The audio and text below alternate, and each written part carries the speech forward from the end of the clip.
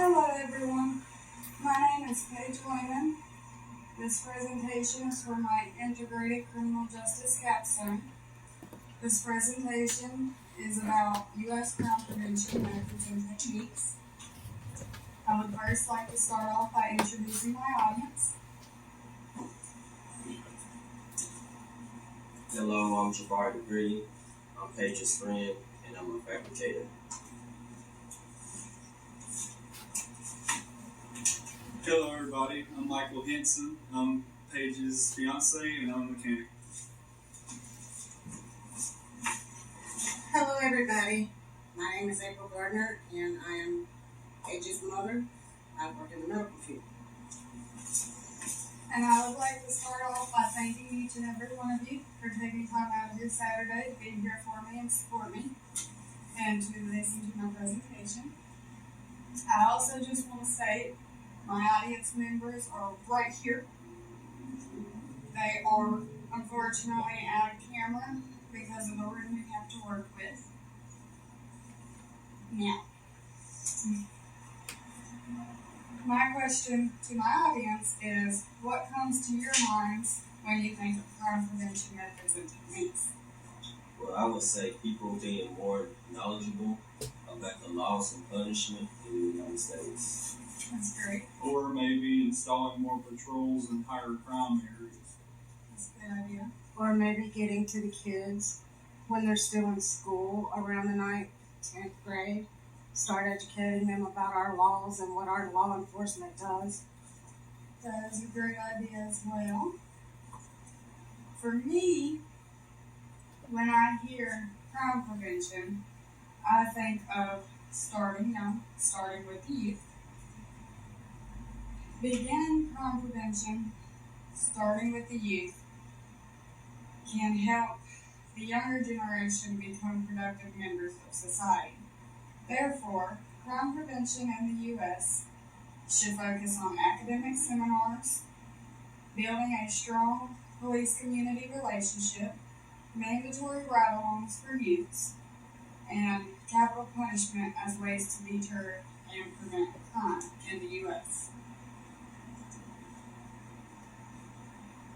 One crime prevention tool would be academic seminars. These seminars allow for flexibility within the discussion, so there's a lot of room where you can have just open discussion.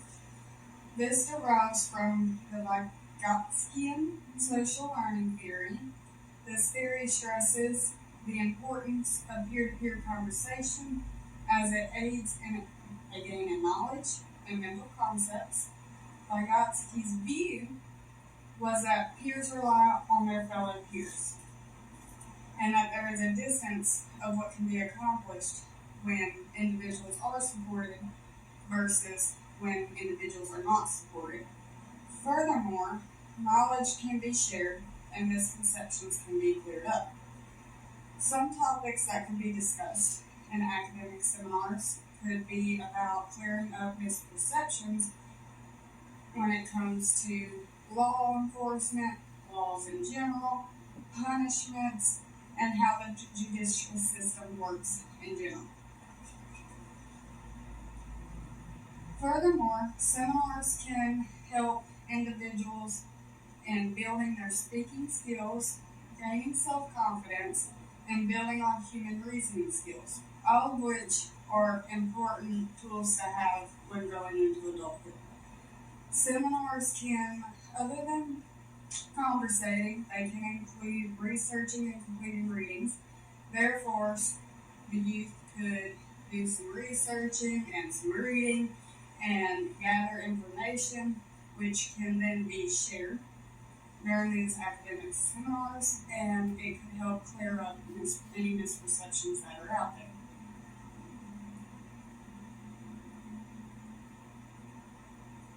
Education is a very important tool when it comes to preventing crime. Education alone is a promising method because education offers children important opportunities that can help them as they grow into adulthood. There have been several studies as to how education helps prevent crime, but I'm going to focus on a study that was conducted on 3 and 4-year-olds over a duration of 15 years. They were compared with children who were enrolled in an early education program to those who were not. And the results of this study revealed that the children who were not enrolled were 70% more likely to be arrested by the age of 18 for committing a crime. Children are developing cognitive and behavioral traits during the first 3 years of life. This is a vital time as it helps form their future personality traits. Children are able to learn how to manage problems and confrontations through the school systems with role models like their teachers being there to guide them. And in learning how to manage their issues and confrontations, they will also learn how to manage feelings such as discomfort, anger, sadness, and this too will help prevent them from going down a life of crime as they are able to handle confrontations better, problems that arise better, and they're able to manage their feelings and the way in which they react. Another important tool for preventing crime is the importance of police-community relationships. Communities rely on law enforcement as well as prosecutors to protect society from injustice and crime. On the flip side, law enforcement and prosecutors rely on their communities for support and cooperation. Prosecutors are important in this as well, as prosecutors will implement laws based off of the concerns that their community stresses. And law enforcement are then able to urge their local, state, and federal administrations to train officers as well as prosecutors in police legitimacy and procedural justice. And this is important as these tools will help provide both law enforcement and prosecutors with ways in which they can interact with their community better. Other ways that law enforcement and even prosecutors can strengthen their bond with the community is to, of course, talk with the citizens in their community. It is very important to have an open conversation and acknowledge the challenges that everyone is facing on behalf of law enforcement and what the citizens are facing. It is important for law enforcement to be able to hold themselves accountable and to be transparent with the community, as this will only build trust.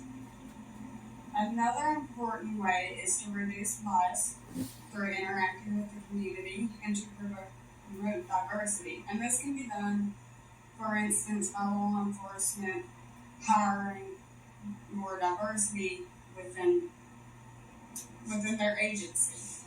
And diversity is important because it can bring other aspects into the conversation, things that maybe someone else didn't think about, but they have more experience with. Another very important part of strengthening this bond is for law enforcement to be visible in the community.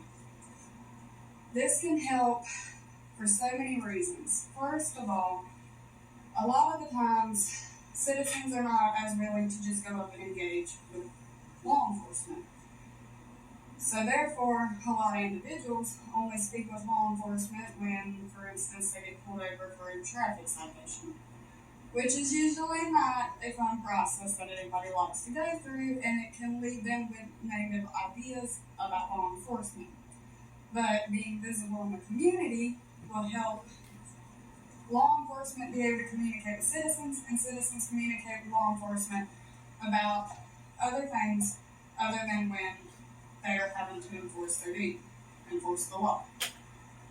Another reason why being visible in the community is so important is because if there's an individual thinking about committing a robbery at the gas station and they see a police patrolling or walking the beat, then this will make it to where they think twice about what they're going to do before they do it, and they might make a better decision, thus preventing crime.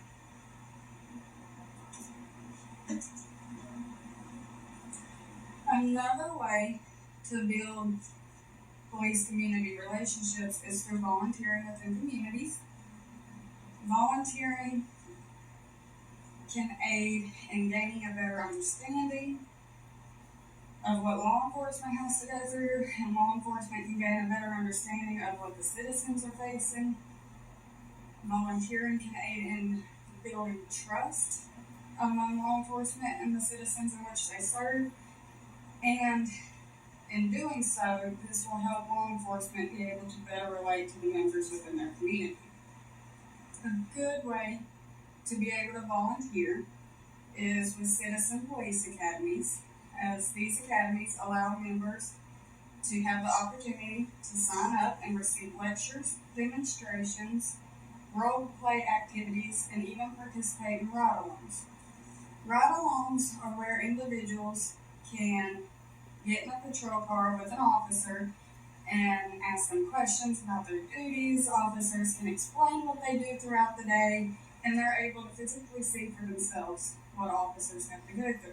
And it provides that one-on-one time where they can feel comfortable enough to talk about the concerns they have or just gain some knowledge. The primary goals of citizen police academies are to increase communication between law enforcement and their communities, educate the community on their mission and their role as the police. It also allows citizens to become familiar with the issues they are facing in hopes of drawing out support from the community. Because as they learn, they're able to build respect through the knowledge they've gained.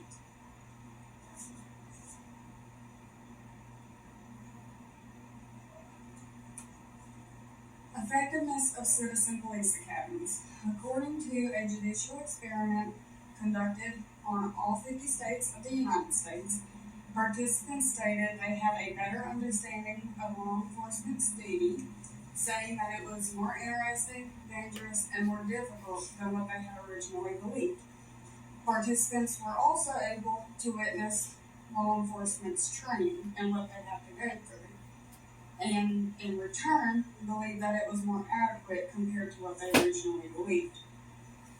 Overall, participants felt that law enforcement was less likely to abuse their power, and some individuals even continued to do volunteer work for their local departments. For individuals that were more resistant, whether they were citizens or law enforcement personnel, they eventually came around to the idea as word of mouth spread, hearing the participants or other law enforcement that were involved in it talk about all the aspects, what you can learn in it, how the participants felt, and things of that nature, and it made them get on board with the idea, and it made them want to go check it out for themselves. And this is a good thing, and it's important that the word of mouth travels, especially in a positive manner, and being able to volunteer allows this to be done. And with more people volunteering and learning about law enforcement, hopefully will prevent crime.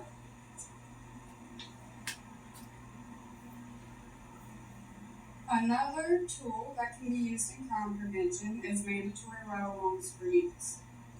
Given the effectiveness of police academies, schools and law enforcement could work together and implement a mandatory ride-along for high school youths around junior year, because there is a age requirement that varies among states as to when you can participate in a ride-along. This would be helpful because for students who are facing certain concerns like bullying, or maybe a member in the youth gang is trying to get them to participate in an event, this gives them one-on-one time to not only learn about the officer's job and what they have to do on a daily basis, but it also provides them with a chance to say anything important that they need to, that they feel they otherwise cannot, because they're worried that something could come of it.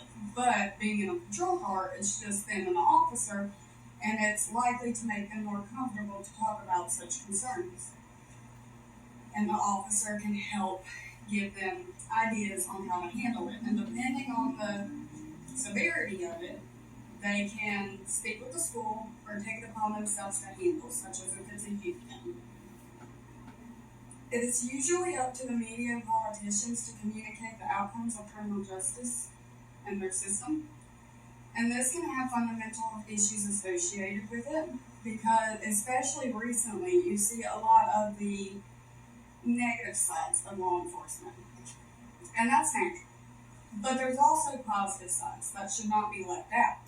But through doing these mandatory ride-alongs and getting involved with schools, this can help change the public perception.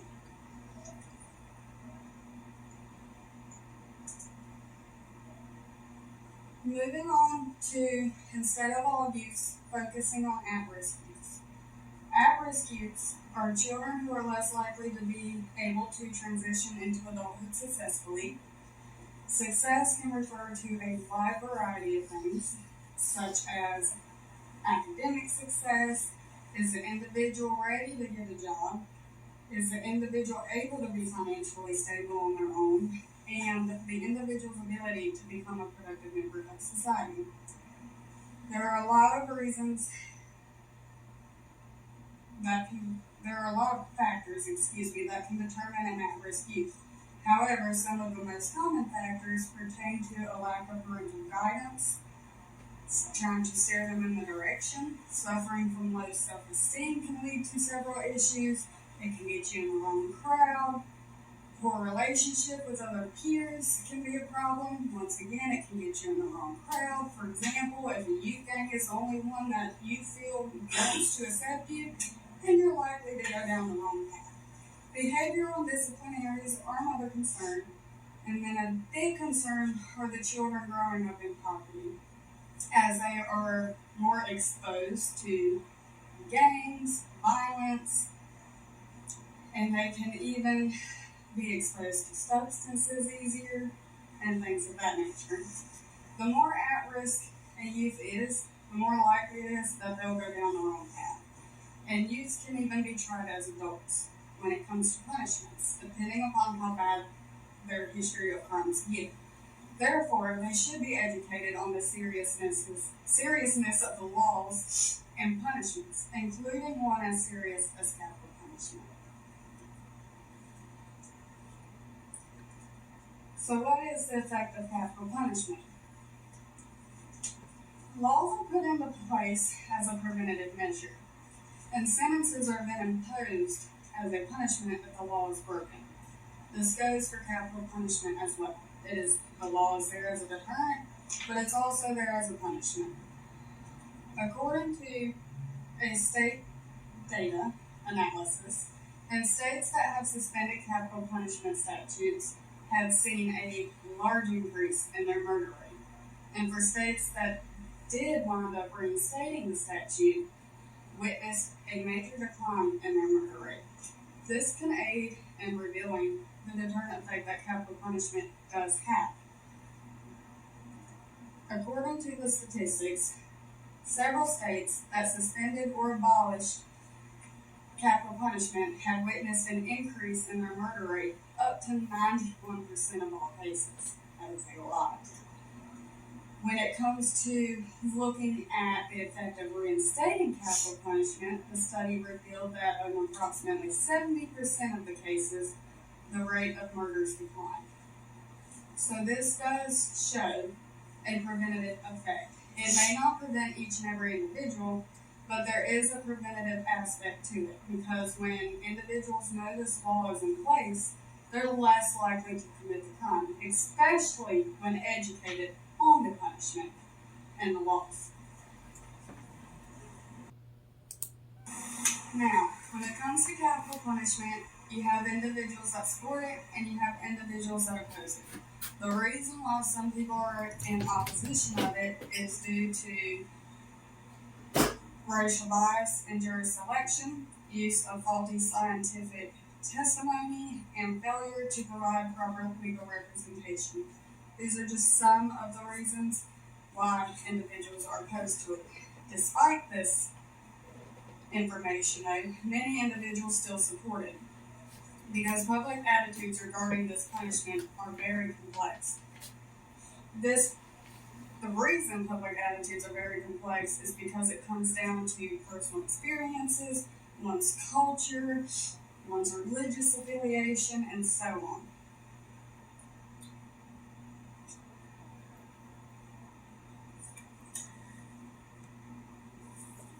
These are just some of the factors that can determine one's thoughts regarding capital punishment. It is important to educate at-risk youth about capital punishment because, according to these statistics, it does not appear that capital punishment, as far as all 50 states, would be abolished or suspended anytime soon, as it does show that there is a type of deterrent effect when the law is enacted. When the law is active.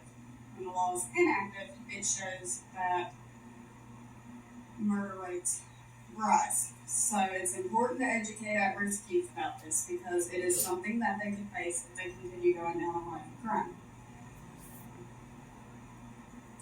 To further educate at-risk youth, these children can go on a jail tour.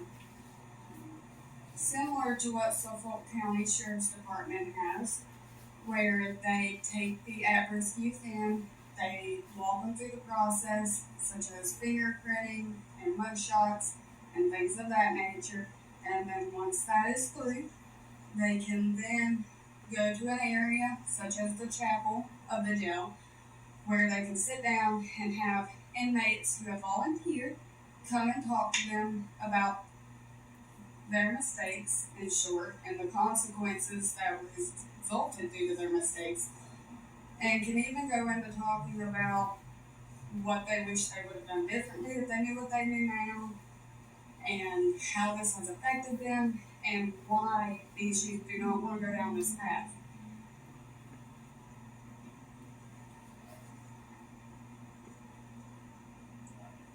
In all, knowledge is power. This is a famous phrase that everybody has seen growing up in the education system. This is a powerful phrase in alone in itself because it means having and sharing knowledge has a valuable influence. It also means that knowledge gives individuals the ability to take the options that are provided to them and make a sound decision based off of the information that they know. So having knowledge can help you make better choices. It's very important. In order to prevent crime, the United States should focus on academic seminars and ride-alongs. And in doing so, this would help educate the children about our laws and the judicial system. When it comes to at-risk youth, capital punishment can be used as an educational tool to educate youth on punishments and laws and what they mean and what they could face depending on the choices they make. Educating the youth is important when it comes to crime prevention, but it is also important for children to understand that they are the next generation with the ability to make a change. But in order to make a change, these children need to be educated and be more knowledgeable so that they can make more sound decisions and be prevented from going down a life of crime. These are my reference slides. And does anyone have any questions for me at this time? Yes. Is there any other ways law enforcement can get more involved in the educational system? There are other ways that law enforcement can get involved.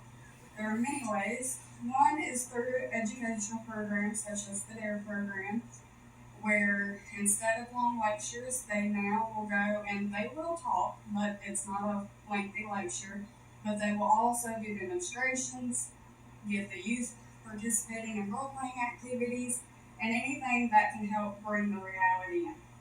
Another way is they could implement a class, kind of like they have ROTC, and kids can sign up and learn more that way.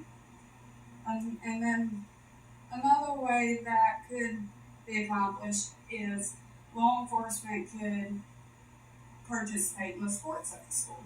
They could be there and just get involved with the kids can see law enforcement in a little bit different light, and they're also there where they have opportunities to talk about things because they work in law enforcement, and it's likely that students would have questions and would want to ask them some questions and learn some things.